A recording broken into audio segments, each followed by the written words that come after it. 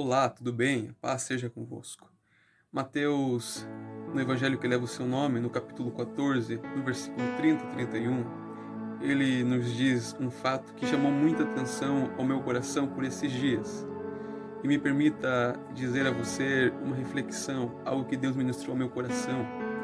Mateus ali vai nos dizer que os discípulos eles estão atravessando para outra banda, dentro de um barco, e eles são assolados pelo vento e pelas ondas do mar.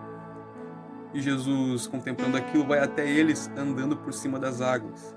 E os discípulos, ao contemplarem Jesus e verem ele andando por cima das águas, ficam pasmos, com medo, e dizem, é um fantasma.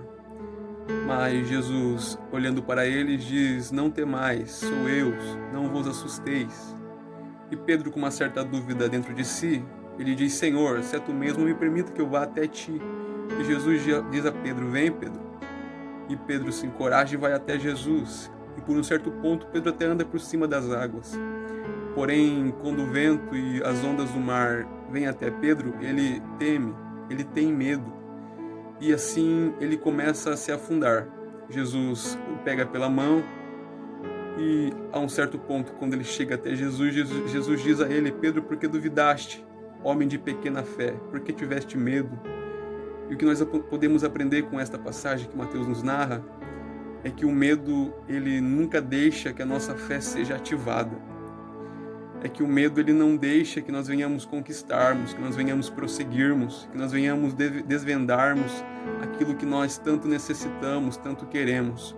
O que faz que Pedro se afunde não são as ondas do mar, não são o vento, são o medo que ele tem e ele teve.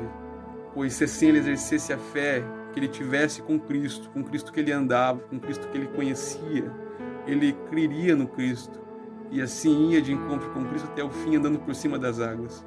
Porém, o medo faz com que Pedro se afunde. E o que nós temos contemplado nestes dias é que o medo tem assolado muitas vidas, muitas pessoas, e assim não tem permitido que estas venham executando sua fé, porque o medo não permite que nós venhamos executar a nossa fé. Toda vez que o medo é ativado, não há como a fé ser ativada. Toda vez que a fé é ativada e ativa-se o medo, não tem como a fé prosseguir dando andamento ao que nós tanto precisamos, tanto necessitamos e tanto cremos. Muitas vidas têm sido padecidas pelo medo que ela tem dentro de si. E é necessário, no tempo que vivemos, nós temos fé no Filho de Deus, em Cristo Jesus. O medo não nos permite conquistar, o medo não nos permite conseguir. O medo não nos permite ir avante. O medo nos assola, o medo faz que nós venhamos olhar e dizer que não conseguimos, não prosseguimos e não somos.